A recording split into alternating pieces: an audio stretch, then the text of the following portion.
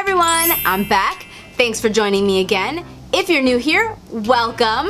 If you like talking about beauty products, then don't forget to click that subscribe button so that you can become a part of the Girly Squad. Once we hit 5,000 subscribers, we're gonna have a fun giveaway. So you'll definitely wanna get notified when that video gets posted. And subscribers are the first to find out. Comment below to leave ideas about the types of items that you would like to see in the giveaway. And be specific. Anyway, back to business. Today, we're gonna be talking about products that didn't work out so well. If you like watching product regrets videos, then don't forget to tell me with your thumb. Thumbs up, in case that wasn't subtle enough.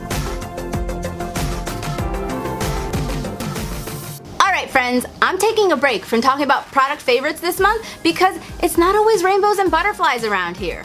Sometimes the products I buy just don't work out for me. And since that's just part of life, we're gonna talk about it. I think it's unrealistic to only talk about the good stuff. How are you supposed to trust my reviews if it looks like I love every single thing that I try? So with that in mind, I have 5 products to share with you today that I regret buying.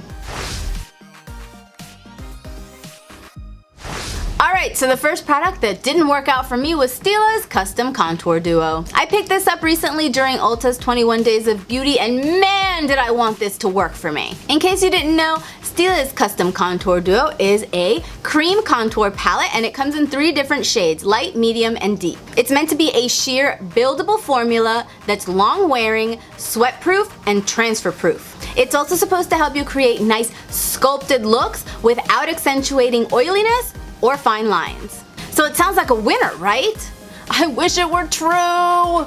But sadly, no matter how hard I tried, this just didn't work for me. Or really, I should say half of it didn't work for me. I really love the contour side of this palette. While the shade is a tad warm, it still works really well with my skin tone. And while I didn't think it was super sheer, it was really easy to work with and blend out so that it would look really natural. And like it claims, it did last all day. But unfortunately, the highlight side just was not my cup of tea. It's definitely sheer like it says it is, but I felt like I had to use a lot of product to build it up to something that I could actually see on my skin. And then when I finally built it up, because the formula is so creamy, it just felt like it was moving around on my skin. Once I set it, it was fine. The problem is, it felt like it took a lot of effort to get it built up to the level that I wanted, and then on top of it, it just felt like I could feel it on my skin. And that just felt like a whole lot of effort to not be totally thrilled with the final result. The next product I didn't like is by Tarte, and that is their Lights Camera Lashes Precision Longwear Liquid Liner. If you're a longtime subscriber, you're probably wondering, Erica, why did you buy a felt tip liquid liner? You know you're ride or die for those brush tips. And you're right. I don't know what came over me. No, that's not right. I do know what came over me. A sale. Every once in a while, I like to go back to the felt tip liner just to see if maybe, just maybe, one of them will win me over again. Now if you don't know much about this liner, it's supposed to be a super dark formula that glides on without skipping, tugging, or pulling. It's also supposed to be long wearing. And I agree, it's definitely a nice dark formula.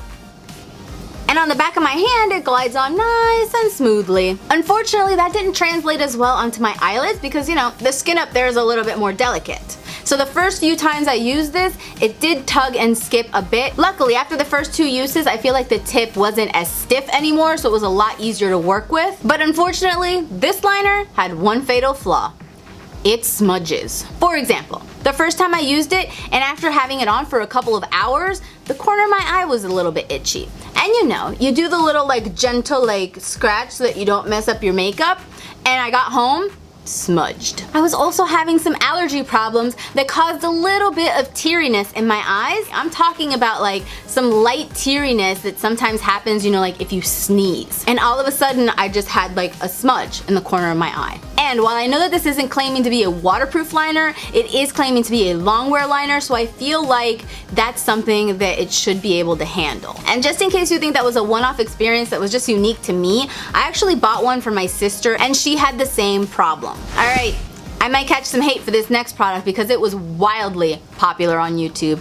But guys, I really do not like the Too Faced Better Than Sex mascara. I really don't understand why everybody went berserk over this thing. This mascara didn't do anything good for my lashes. In fact, I don't remember the last time I applied a mascara and thought, Ooh, this actually makes my lashes look worse. It really didn't add much volume or length. The formula of this thing is so dry, it was hard for me to get it to transfer from the brush onto my lashes. So my lashes actually ended up looking stubby. And my lashes naturally are actually a pretty decent length. So I feel like making them look stubby is actually kind of hard to do. And as if that weren't enough, the formula of this was so dry that it started flaking almost immediately, and the flakes were getting in my eyes and irritating them. I don't think the name of this mascara is fitting at all. The next product that didn't work out for me was the Benefit Professional Matte Rescue Super Mattifying Gel. This is a lightweight water-based gel formula that's supposed to absorb excess oil and leave a nice natural matte finish. It's supposed to also give you that soft focus blurring effect that minimizes pores. You're supposed to apply this onto clean skin before applying any foundation or primer. Now I've gotten mixed signals here because when I bought it, the sales girl at the Benefit counter said that you didn't have to use this in conjunction with the Professional primer, that you could apply this onto your clean skin and it would serve as a mattifier and as a primer. And the way that the instructions are described on the box makes it seem that way as well. Now I've also seen other people talk about this online and they said that you're actually supposed to use this in conjunction